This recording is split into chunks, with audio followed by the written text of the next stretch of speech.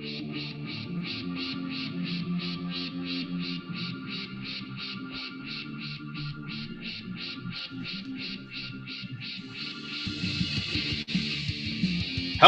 and welcome to the Capes and Lunatics Book Club, episode 3.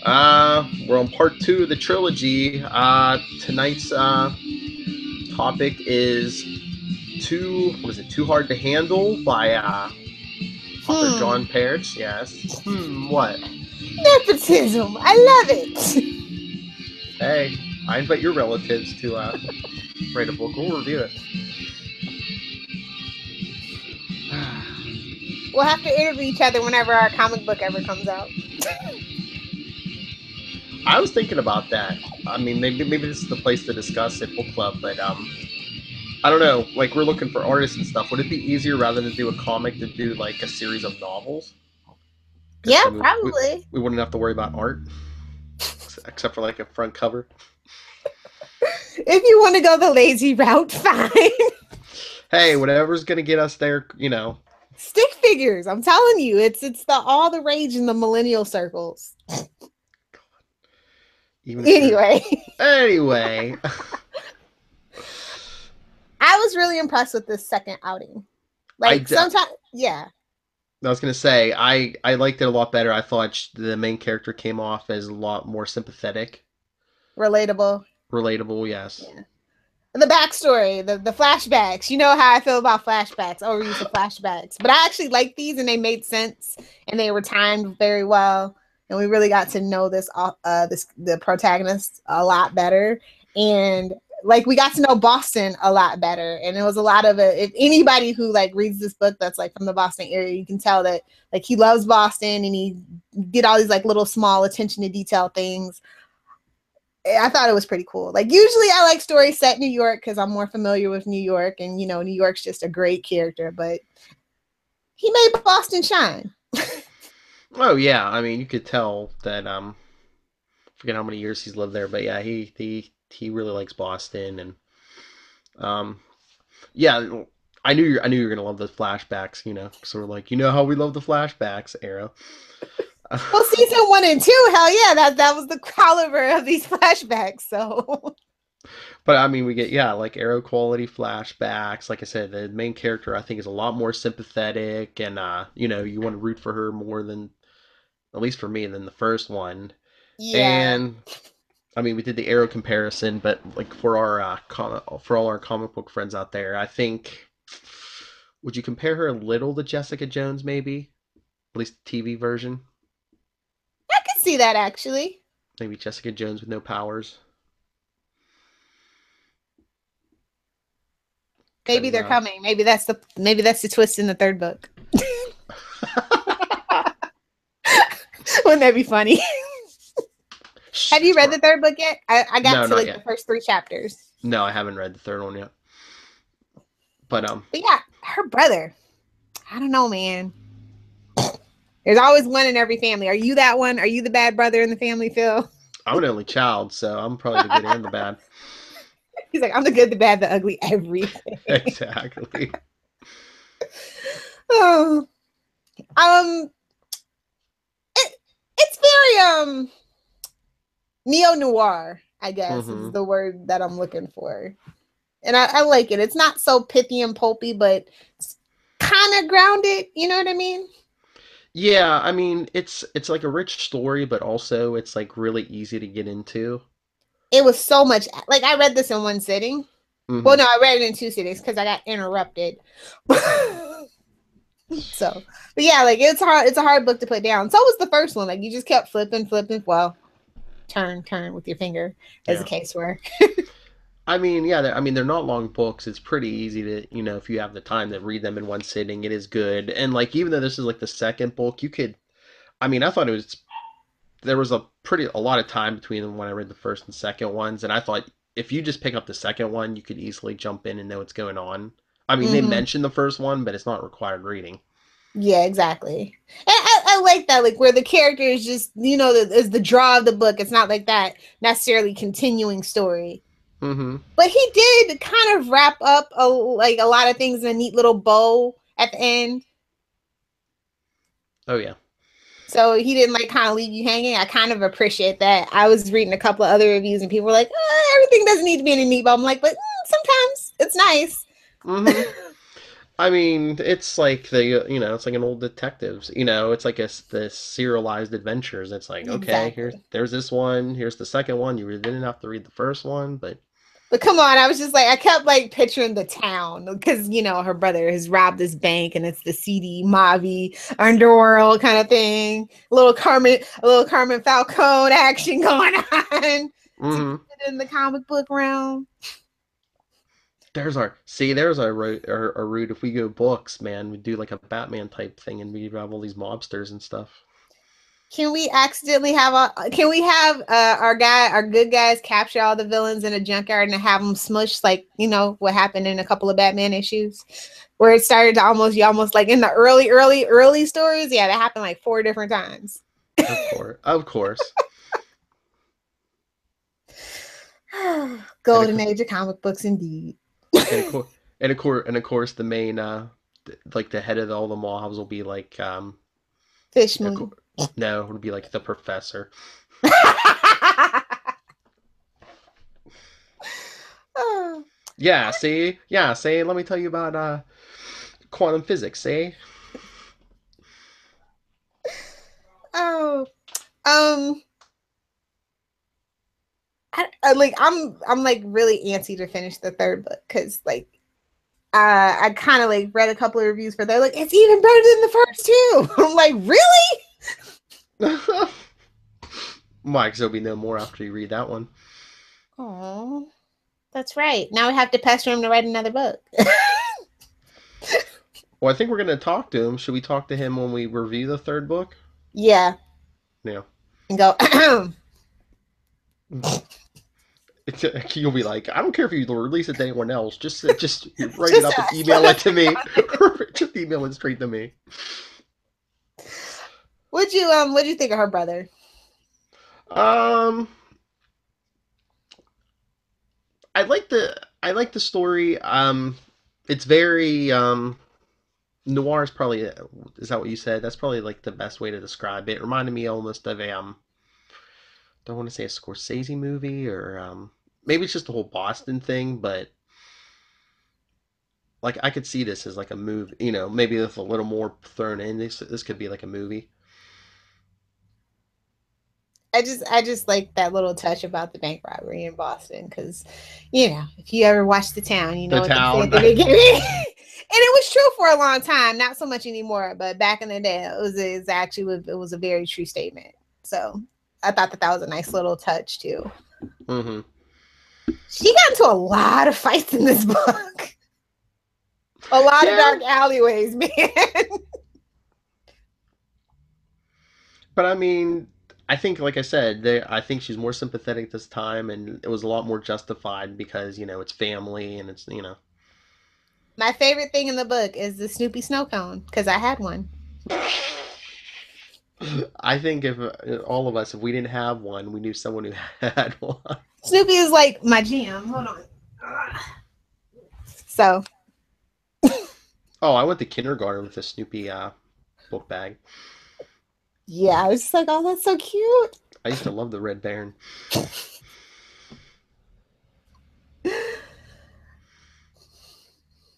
What else can we talk about? I mean, it's good, and I just like I don't know, unless we start doing spoilers, but I'm just like I know, like I I don't don't want want to like to, spoil so I want stuff. you guys to read it. Exactly. Although oh well, while we're sitting here, we're talking about a few after we do the next book and we finish the trilogy. We're talking about what we should review next. If anyone, we have a few ideas. If anyone has any other ideas, send them in capesandlunatics@gmail.com or 614 Voicemail. 382 Yes. I created a monster. I'm so sorry. Do you really think you created a monster? Do you think she created a monster? If so, call the voicemail 614-382-2737. No, that needs to be a Twitter poll. Because everybody Oh, our loves the Twitter Twitter? poll. Yes, everyone, go to @CapesLunatics on the Twitter machine. Uh, What else did I want to talk about? Hold on. Have a little outline somewhere. One second. Oh, and email us or voicemail us or anything, because like we said, we'll probably talk to the author next episode when we do the final book. So if you have any questions or comments about these books or just Boston in general, send them in. What was your favorite flashback? Um, I think the one with the Christmas present. I mean, it was sad, but I was like, it went into it's like yeah, the brother's like kind of a bad guy, but he like was always like trying to watch out for her and stuff, or do stuff for her, even if he didn't go about it the right way. I think I like that the books had two different tones, but the Mm-hmm. character still was the same. You know how sometimes it's like a drastic shift in the protagonist from book to book. Looking at you, John Curtin. Yeah, I know what you mean. Cause like the first book, it was like the big thing driving it was like the married man she was sleeping with, and then this time it was like the brother. Yeah, that one was like political intrigue. This one is like, very mobby. Crime, yes. Yeah. She also got a little more nuance too, and I like that. So I just like getting to know this character. She's not as kooky as say your Sookie Stackhouse or anything, but that's a Mm-hmm. good thing. Well, like we said, I mean, these books don't have a high page count, so I think the first book was all world building, and then this one was like, well, let's flesh her out some, and Remind me to ask him, did he always know he wanted to do this as a trilogy? Note to self. hmm. Let's see. Mara got around in her youth too, so it's no surprise she ended up sleeping with a married man. Just saying.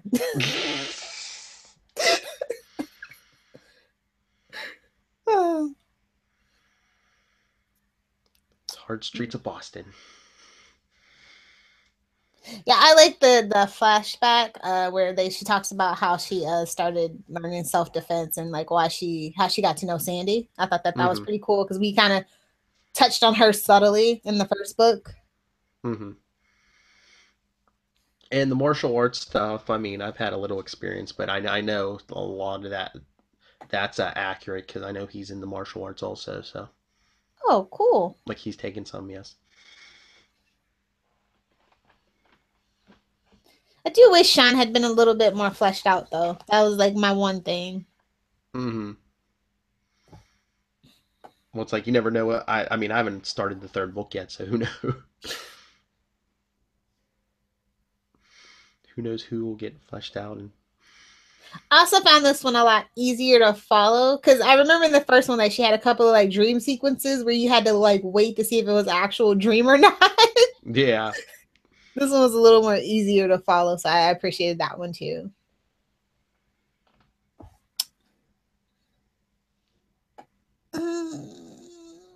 I mean, it's nothing else really I could say other than I really like this book. I'd give it an A-, like especially how fast you can get through it. If you're like, this is definitely a one sitting book, and that's not a bad thing. Some people think that's a bad thing. I think it's a good thing, especially in like people busy like us with 77 podcasts and full-time job and kids and puppies and stuff like that. So Exactly. I mean, we've done the long book. We did American Gods. That's the long book, and now we're doing the shorter books. what are you talking about? We're doing The Stand next.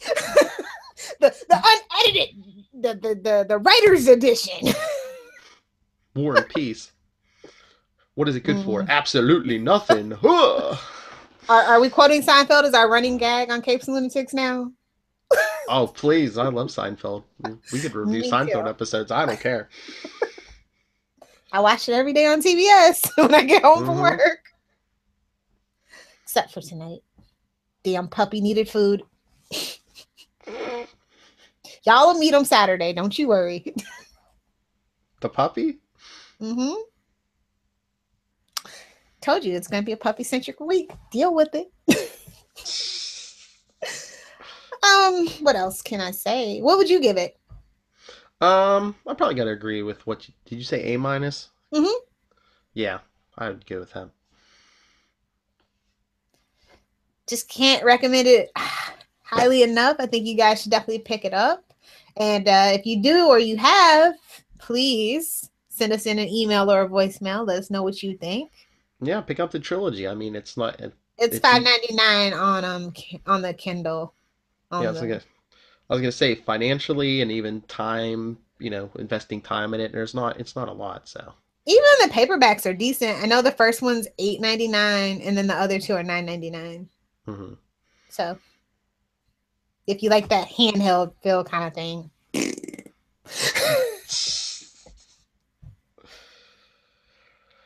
all right, is that it then? Pretty much. Anything else you want to add? No. I don't think so. Well, like I said, join us next episode. We'll have the author on, and any suggestions for future books, or we're kicking a Should we few do around. trilogy? Should we do like book series? What do you guys think? He's like, no, one and done's, please, one and done's. I don't know. I mean, I don't mind series, but like, I just think like the one and dones are better because then we can mix it up more often. We're reading Harry Potter next. I'm sorry to break it to you. No. Ooh, or better yet, Percy Jackson, because Percy Jackson could always use love. Not the Find a movies though. Mark Guggenheim. Mark Guggenheim. Gotta find a Marvel series for you to read. I'm fine with that. We can do the Dark Phoenix. I don't care. As long as it's Jean Grey, I don't care. Oh yeah, you're on a Jean Grey kick. I've always been a big fan of Jean Grey, no matter what. Actually, Mara kind of reminds me of her. Redheads, man. Oh God, you're crazy. All right, let's get out of here. As I mentioned our email, capesandlunatics@gmail.com, and I'm sure I mentioned our voicemail already, 614-382-2737, to share your thoughts on anything on the Capes and Lunatics. And follow us on Facebook. I know I mentioned Twitter @CapesLunatics. And Lilith Hellfire. Merch. Wait, no, you got to mention our merch. Oh yeah, our merch, like our fabulous T-shirts.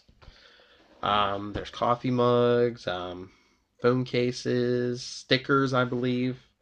I see sales on there all the time. So yeah, check. There'll be a link on this episode on the podcast. I've been trying to put one on every episode on YouTube, so there's no excuse.